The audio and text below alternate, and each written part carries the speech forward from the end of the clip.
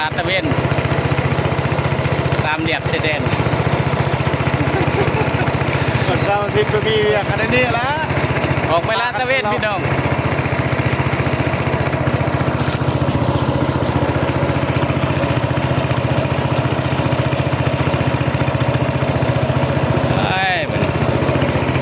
ประมาณ3 โมง 4 โมงเลยพี่น้อง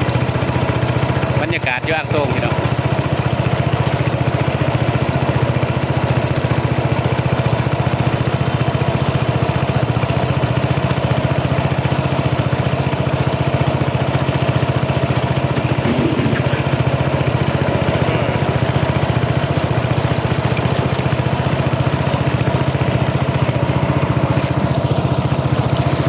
ไปอยากมาก็มาเที่ยวได้เลย